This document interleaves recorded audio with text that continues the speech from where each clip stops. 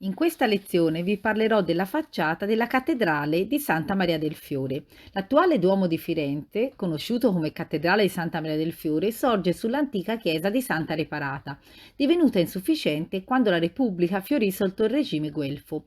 Fu incaricato Arnolfo di Cambio di costruire una nuova cattedrale e pose la prima pietra l'8 settembre del 1296, festa della Natività della Vergine. Dopo la morte di Arnolfo, la direzione dei lavori passò a Giotto, che si dedicò però più al campanile, poi ad Andrea Pisano, a Francesco Talenti e solo nel 1420 Brunelleschi dette i disegni per l'esecuzione della cupola. Il 25 marzo del 1436 venne consacrata prima che la lanterna a completamento fosse costruita.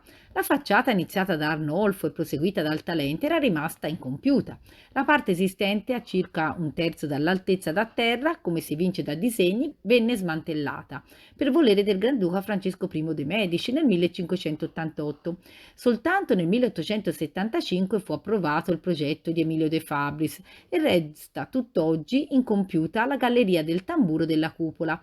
La facciata in stile neogotico che vediamo è monocuspidata e laica. Fu decisa attraverso un referendum popolare, dopo che furono banditi 3 concorsi, nel 1861, nel 1864 e nel 1865. Furono esaminati molti progetti e presentavano soluzioni architettoniche ispirate, alcune alle facciate gotiche delle cattedrali francesi, altre alle basiliche italiane e altre di gusto eclettico. L'architetto fiorentino Emilio De Fabris immaginò una facciata neogotica ispirata a quella delle cattedrali di Siena e del Duomo di Orvieto, coronata con 3 cuspidi, ma questa soluzione portò a un'accesa discussione, riguardante ragioni di carattere più politico-ideologico piuttosto che artistico. Infatti, il tipo tricuspidato appariva nell'Italia risorgimentale come meno italico rispetto a quello basilicale con ballatoio.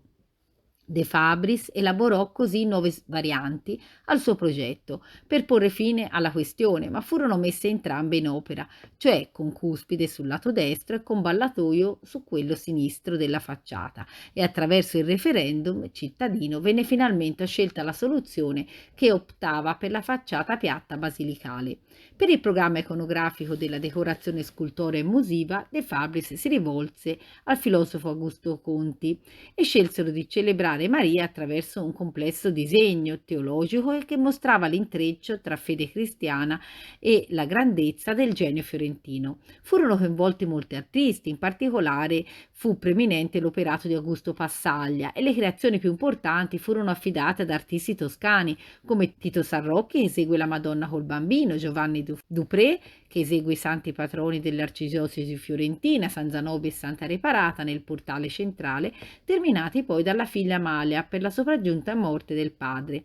Tali artisti, attraverso la tradizione romanica e gotica della decorazione con l'impiego di marmo rosso, bianco e verde, fecero però acquistare alla facciata una valenza di celebrazione patriottica, facendo riferimento non solo alle virtù teologali cristiane, ma ai colori della bandiera italiana.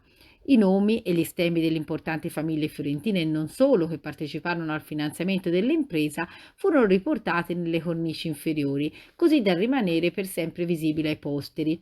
La costruzione fu avviata nel 1876, ma De Fabris non poté vederne la conclusione perché morì nel 1883 e a lui subentrò Luigi del Moro nella direzione del cantiere, completando l'opera, e la facciata fu inaugurata ufficialmente il 12 maggio del 1887, esattamente 3 secoli dopo lo smantellamento della facciata medievale di Arnolfo di Cambio, che è possibile ammirare al Museo dell'Opera del Duomo. Furono poi create altre 3 grandi porte bronze in un'altra quindicina di anni, in sostituzione delle precedenti in legno, e solo nel 1903 la facciata poté dirsi compiuta. Alle porte lavorò Passaglia, a quella a destra invece si deve al giovane Cassioli che ci lascia anche un suo autoritratto. Venendo al programma iconografico della facciata, essa si può spartire in 3 grandi zone, divise orizzontalmente, una superiore sul coronamento e attorno alla finestra circolare principale, una mediana con la statua della Madonna con Bambino e gli Apostoli nelle nicchie e una inferiore dove sono collocati i portali. La figura del Padre Eterno entro il triangolo della Trinità sul frontone e all'apice della rappresentazione iconografica, con un gesto benedicente mentre sorregge un libro che lo indica come l'Eterno, come principio e fine ultimo di ogni cosa. Sotto si trovano i busti ad alto rilievo, entro quadrilobi, di artisti che tramite l'ispirazione religiosa crearono grandiose opere. I busti di grandi uomini illustri, appunto fiorentini, o comunque gravitanti su Firenze, legati alla sua storia, alle scienze, all'arte, alla letteratura, alla musica.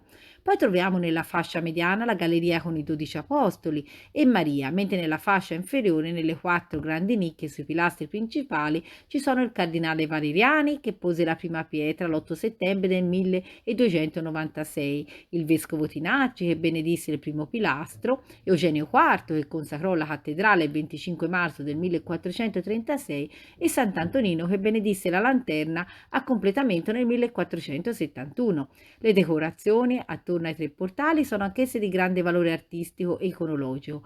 Mosaicisti veneziani eseguirono la parte musiva, anche se i cartoni per le lunette a mosaico sopra i portali si devono al genovese Niccolò Barabino, che aveva studiato comunque all'Accademia di Firenze.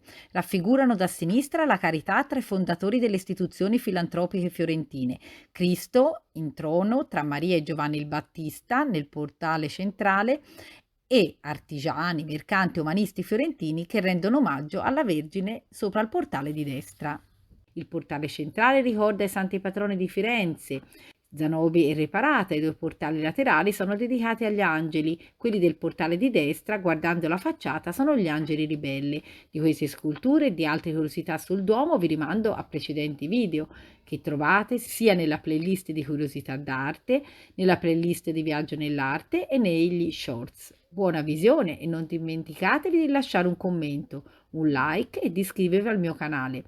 Un'ultima cosa, se entrate in Duomo, nella navata sinistra, potete ammirare proprio di fronte ai monumenti di Giotto e Brunelleschi il monumento funebre di Emilio De Fabris, posto a completamento dei monumenti sepolcrali dedicati ai grandi architetti della cattedrale fiorentina. Quando venite a Firenze e passate dalla facciata, non dimenticatevi di portarvi un binocolo, altrimenti perderete tanta bellezza.